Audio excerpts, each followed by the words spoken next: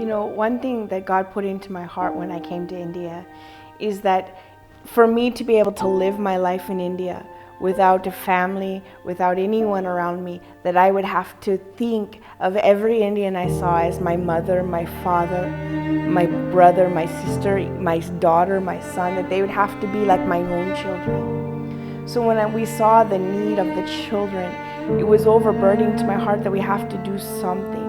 So we started a children's home. And I really wanted it to be like they're my own kids. You know, the children's home has gone, it started with 6 kids, it's gone up to 31 kids. It hit a time of struggling and hardship, and we didn't know what was gonna happen. But now God has allowed us to build a building where the boys are on one side of us, the girls are on the other side, and we're right in the middle. So they're like right there. It's like they're in their bedroom, but we're all one family. We're always together, always centered.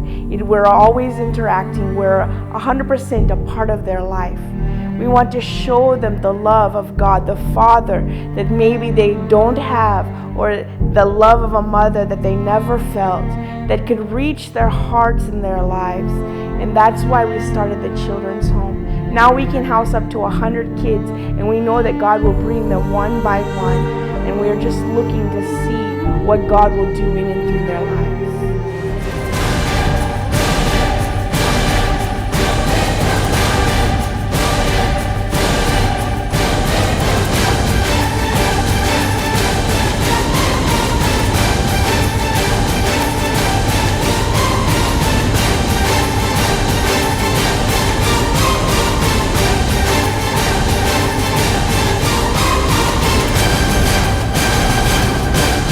You know, one thing that we did when we first got married was start a Bible college. We saw a need for young people to be trained in the knowledge of the Word of God, to be able to speak it clearly and properly. And so we wanted to make them not just be able to preach the Word, but to be able to support themselves wherever God would call them. So we made them like tent meters, teaching them a skill, construction or sewing or whatever it may be, so they could be able to go wherever they needed, wherever God called them to be able to do the work. And as the ministry started going and the things that we do developing, we realized that we could not take care of everything ourselves.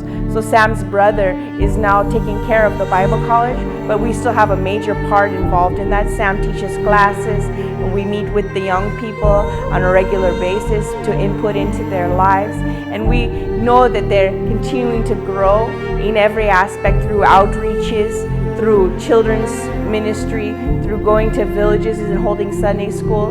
We're helping these young people be trained to do ministry in a practical way.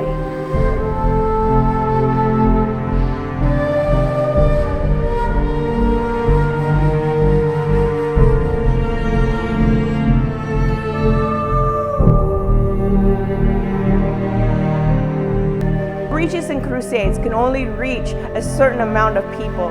People from the city, different religions, they won't come to outreaches and crusades. So Sam had an idea. He's been in the audio field since he's 16 years old. He wanted to start a music event, My Much Bandi. It means unforgettable. And what it is he invites all the singers from all over India to come to this. And we believe that this is an opportunity to change people's hearts. Why? Because when you look at 2 Chronicles chapter 20, when the Moabites and the Ammonites were coming against Israel, Jehoshaphat put the singers and the worshipers before the army. And it says that the enemy was confused and they fought against each other. And Israel did not even have to fight the battle. It was won for them just by the worship that they sang. And we believe that the grip that the enemy has upon the people of India will be broken through these concerts, because their hearts will be made palatable through the worship and the songs. And when they hear the gospel, it will be able to penetrate their heart and change their life. Just like when King Solomon dedicated the temple, it said he had the singers and the worshipers sing, and the glory came down upon the temple and filled the place. We believe that God will fill His glory in India, and hearts and lives will be changed through this event, My Much Bandi. It is unforgettable because lives are being transformed.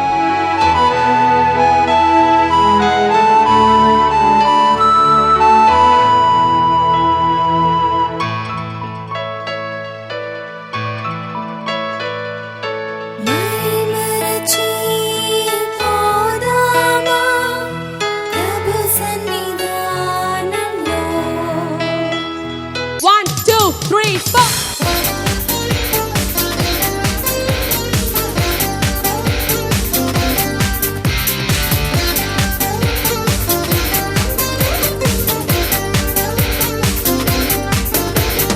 యేసుని నామములో మన బాధలు పోవును, దుష్టాత్మలు పారిపోవును, శోధనలో జయమొచ్చును. Come on, sing, pray for India. Everybody sing together, pray for India. उसका रहम, उसका करम, उसने बुलाया हर गुनाह। अब मैं नया हूँ, आजाद हूँ, करता हूँ उसका शुक्रिया। My Lord, Jesus Christ, my Lord, Jesus Christ, my Lord, Jesus Christ, my Lord, Jesus Christ. Love in Action Fellowship. It was started by Sam's grandfather more than 60 years ago. Now today, the entire family works together in different aspects of ministry to see the gospel of Jesus Christ go forward all over India and around the world, whether it be through outreaches, magazines, book ministry, children's ministry, church planting, or even missions. Our desire is to see Jesus Christ move in India and around the world for His glory. Dear friends, one thing we ask is that you would join us in prayer for the hearts and lives of the people of India, that Jesus Christ would touch them in a real and true and tangible way, that their lives would be completely transformed by His power. If you desire to come and join us in the work, if you have a desire to see the ministry, our doors are always open. You are always welcome to come and be a part of the work here in India. Love in Action Fellowship.